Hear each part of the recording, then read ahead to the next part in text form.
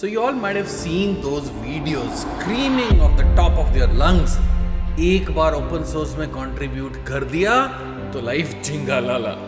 If you contribute once to open source, your life will be super awesome. Nobody is really talking about the true essence of open source. Even the word of open is not even barely understood by anybody these days. So what is the real problem there, Watson? How open source just might not change your life unless you do it the right way. Hello girls and boys, how's it going? So you all might have seen those videos screaming of the top of their lungs. एक बार open source में contribute कर दिया तो life chingalala. If you contribute once to open source, your life will be super awesome. I'm here to tell you girls and boys how open source just might not change your life unless you do it the right way and you do it long enough and you put in the effort that it needs. This video will break all the myths about open source and why open source just might not change your career. If you're new here, my name is Savinder Puri. I've been in the build, release, DevOps, software engineering area for over 2 decades. You can check out my LinkedIn profile to know more about my creds. Let's get started.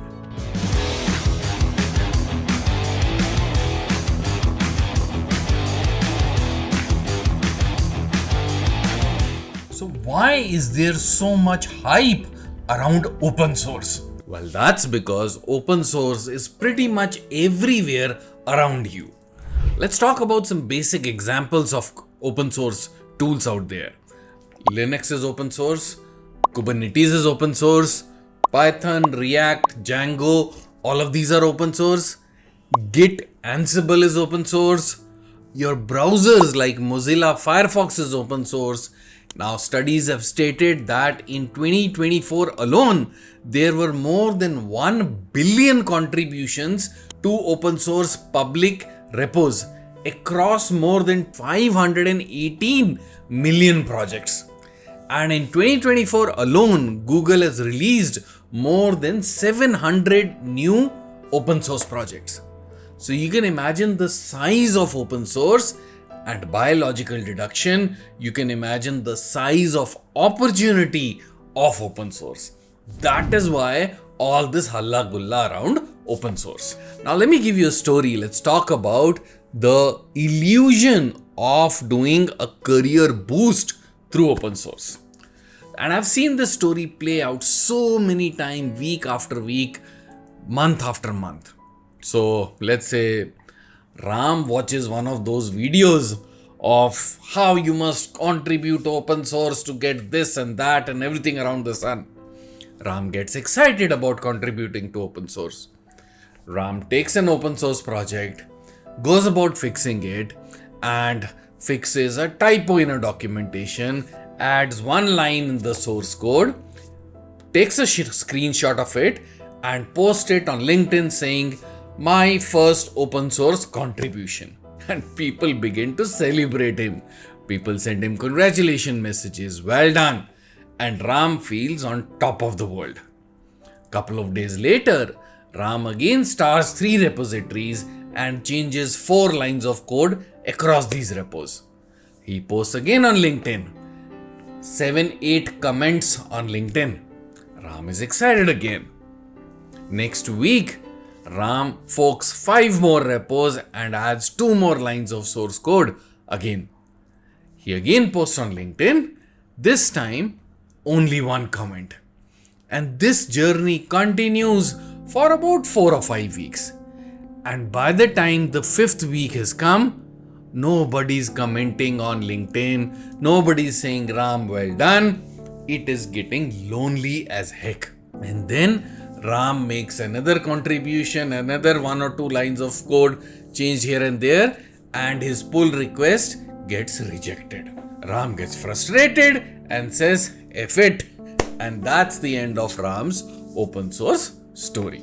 Now, if you relate to this story, of course for a friend, not for you, comment open source story. So you know you've been watching following me so long. Now, when I take interviews for DevOps folks and somebody says, hey, I've contributed to 3 open source projects, I have 2 favorite questions for that. Question number 1 is, for how many projects are you one of the core maintainers? Question number 2, explain to me one feature or defect that you have created or fixed in the last couple of weeks. And these questions, 99% of the time, lead to an awkward silence from the interviewee. So what is the real problem there, Watson? So sadly, the influencers have reduced open source to a job opportunity ladder. I had to say that, but that's the fact of it all. That is how it is being projected these days. It's all about just somehow by hook or crook getting in front of the right person contributing to open source so that he or she might recognize you and throw a job offer letter at you. That is all this is about. Nobody is really talking about the true essence of open source. Even the word of open is not even barely understood by anybody these days. Now, the honest reality is, if you treat open source like a resume hack, you will get nothing. But if you treat it like a learning ground and a collaboration playground, you will transform and possibly your entire life will transform. Now let's go back to a little bit of basics. When Linus Torvalds started Linux, there was no incentive, there was no appreciation. When the hundreds of maintainers contribute to open source or Kubernetes every single week, there is no instant awarding of offer letters or appreciation letters. None of this. Why do they do it? For the love of the craft, for the love of programming, for the thrill of being able to call something partly of their own, to be able to say, this feature of this product, I am the chief maintainer of. It's a matter of pride. It is a matter of confidence and is something to talk about. But all of this comes from the love of software engineering, the love of programming, and not from, can I get a job? Can I get an increment? Can I get a recognition? Can I get this? Can I get? It is not coming from can I get? It is what can I give back? That's the fundamental thought process of open source. So have real people really made it using open source? Well, one very publicly well-known example is this dude called Kunal Kushwaha. I don't know him personally, but I've seen his story on YouTube. I have seen his career profile on LinkedIn, and it seems that he hasn't been monkeying around jumping repos to repos. He's built deep roots in Kubernetes and in the cloud native ecosystem right from his college days. That's what landed him his first couple of jobs. That's what got him to London. That's what has given him the growth that he has seen. Again, none of this is from personal experience. I'm just talking about what I am reading on the internet. I don't know Kunal personally just about yet. Who I know personally is a dude from Pune. His name is Sagar Utikar, and he's a Docker captain. He comes from a very, very small village in Maharashtra. He mastered Docker tooling. He built tutorials. He's been teaching people for a while. In fact, the last video on this channel is an hour-long podcast with Sagar. If you're somebody from a tier 3 college, from a tier 2 city, from very humble backgrounds, and if you think, yaar ye sab mere se hoga kya? All of this is so bloody difficult for me. There are no jobs. I'm confused. That is one podcast that you should refer to. It'll completely blow your mind on how a 22-year dude from a village which still does not have electricity has become a Docker captain. This week is giving his first international talk. It's a phenomenal podcast. Go watch it out. But that's the clear difference between wannabes and achievers, because the contribution is driven by purpose, not just resume positioning. So when does open source really change your life? Open source changes your life when you do these 5 things, and that too seriously. What?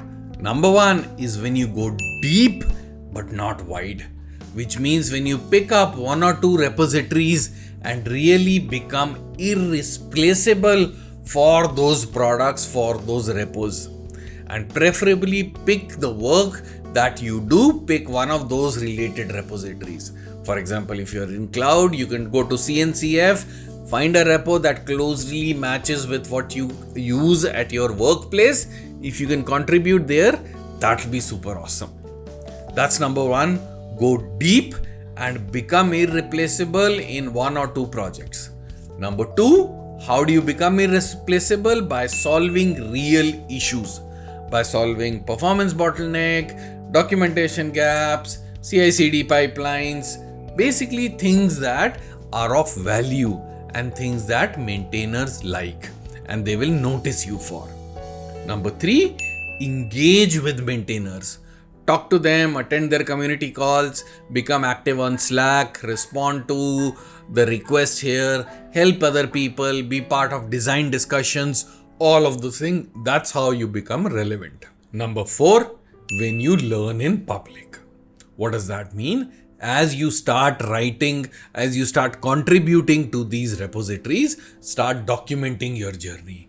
Talk about how your first PR got merged, what problem did you solve, what issues did you encounter. Document the entire journey week on week so that you start getting more visibility. And 5th and most important, do this for week over week, month over month, possibly year over year. Do this for the love of computer science, for the love of programming. Do this for the right reasons. That's how people discover you. That's how people respect you. And that is what all of this is about. The job offers and everything else should be a byproduct. Now, one question which I often get asked is, how do I contribute to open source if I am not a coder? If I don't like programming, is there something that I can still do? Absolutely 100%. How do you do that? You can participate being a tester. You can be a part of their test teams and you can contribute to the QA or the testing phase. You can contribute on the security side. A lot of tools need pen testing, penetration testing. You can be a part of those teams. If you're good at writing, you could be a part of the documentation team. A lot of these products lack documentation, and if you're good at technical writing, this could be another great area to contribute. If you know any foreign languages, there is a lot of need to translate the documentation into, let's say, a German, a French, a Japanese, a Korean. All of these things are very, very relevant. You can contribute there. You can create content. You can create blogs, YouTube videos, tutorials around the product. You don't have to be a specialist to enhance the product, but you can just say, this is what the product does, this is the functionality, here is a blog, here is a short YouTube video which talks about it. You can create onboarding guides for the product, video, audio, or only text, any of those. You can do community moderation. You can become moderator for one of the Slack channels, one of the Discord forums, anything like that. You can become a beta tester feature and say whenever a new version comes, I can do help in the beta testing. If you're from the UI UX side, you can do usability research, you can do UI feedback. So the canvas is broad and you can contribute to open source to be able to do that. You don't have to be a 10x coder. All you need to do is show up with intent and put in the effort. That's all it takes. So how do hiring managers actually see your open source profile? Now, this is also a question that I get asked too often.